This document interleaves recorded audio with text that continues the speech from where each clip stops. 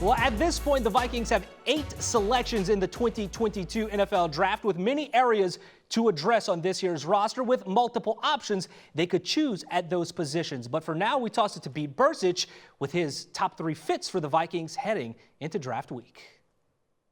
Let's take a deeper dive into 3 guys that I would love to see in purple and yellow this fall, all 3 of which may be looking us in the face at number 12 in this year's draft. All right, we're going to start with my favorite guy for the Minnesota Vikings in the draft. He's already in purple and yellow. Let's keep him in purple and yellow. That's Stingley Jr., cornerback out of LSU. What we'll see out of this right away is when you're in college and you're a great cornerback, you cover a lot of the field, right? You have the field corner, the boundary corner, the hash marks are a lot wider. Look at all of this field that they're asking Stingley to defend one-on-one. And oh, by the way, he does it in an unbelievable way. Receiver goes outside. He presses his body to the sideline the best he can, gets in the hip pocket. Now look at how much field is left. That's what you do in the NFL. You force these receivers to the corner, you sideline, you make the quarterback put that ball right between the receiver and the sideline. He does that so beautifully well. And oh, by the way, the best ball skills I've seen out of a corner in college football. Always goes back, looks for the football, becomes the receiver. The man is a machine on the outside.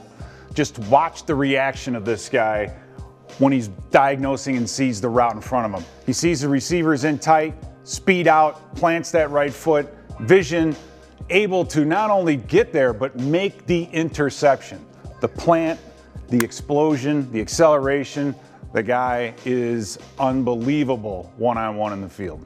And finally, in the NFL, your corners have to be physical. This is an unbelievable play of just diagnosing what's happening in front of him. They're playing cover 2. He watches that receiver. He sees him go down, wastes no time. Sees the back on the flare route, gets up, puts the helmet on the football, causes the fumble. Big play. This guy is a playmaker all over the field. I'd love to see him with the Minnesota Vikings. All right, my next favorite guy is Kyle Hamilton, safety out of University of Notre Dame, my alma mater.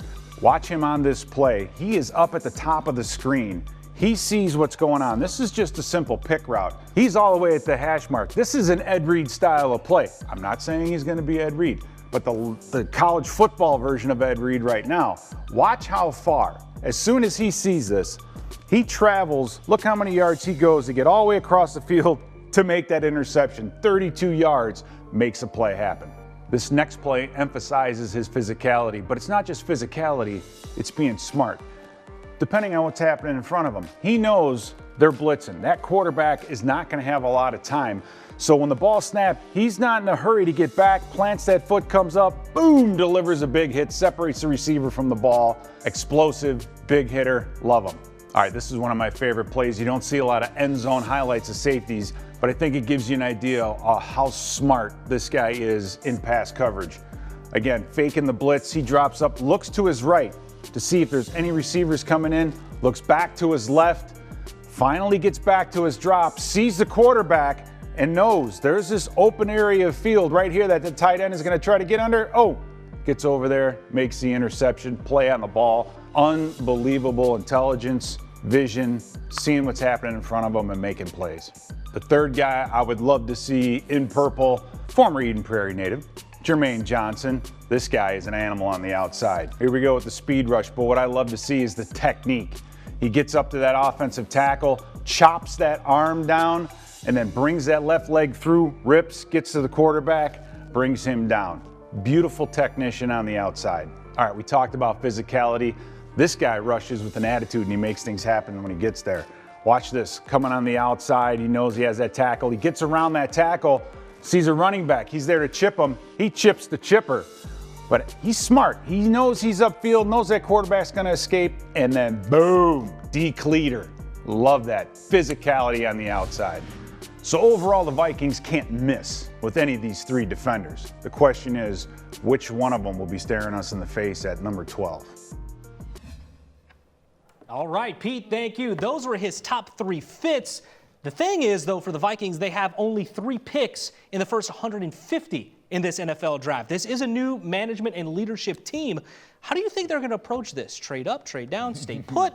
What do you think the philosophy should be with a new staff in place? Well, given that they're analytics based, sure, that if you don't feel like you have a guy at 12 that analytically fits at 12, then you trade down.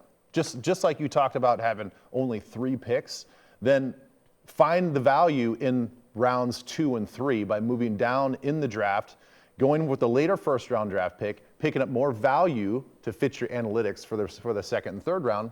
And I think you get more quality starters and more competition. Yeah, I think the first draft out of the gate, too, I think you'll find quality at that 12th pick. So I think you keep the 12. I think where it's going to get interesting is when these other picks come into play, right? Are they going to kind of move some around? And because I think they have 3 in the 6th round, you kind of move some of those. But I don't know. Maybe I'm being a little too conservative, but I'm thinking they stick at 12.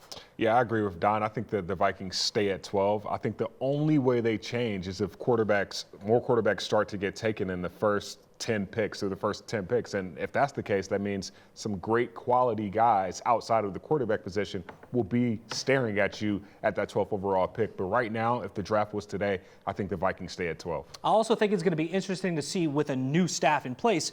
Your words, are they going to be more conservative or more aggressive? What do you think is the right path to take? Ooh, I'll probably. Do you want to make your mark on the NFL, or do you want to kind of play it safe? I think it all depends on how the draft board plays itself out, right? Mm-hmm. I think if the draft board plays itself out the way a lot of these experts are saying, where Stingley is going to fall to you at 12, I think that is a progressive approach with not moving anywhere or fluctuating or trying to get the best player available because your guy is right there. So I think the Vikings I think it's conservative and it's a balanced selection. Well, I don't think you're talking about what conservative would just be staying right at 12. Yeah. Which I think that's a great move. I'm just saying, if you don't feel like there's tremendous value there, that's when you move down. Mm-hmm. But I think the conservative and maybe the right approach is to stay at 12. I don't see these guys being ultra aggressive and moving up. Sure. So I think conservative is to stay at 12. And I think to get more values and to move down, I think that makes sense too. I just don't see them being super aggressive going up. We shall see. But you mentioned the number 12 pick. When we return, we're on the clock. We give you our selections at number 12. Will it be corner? Will it be safety? Will it be a wide receiver? Find out when we return here on New Era, the Vikings Draft Outlook.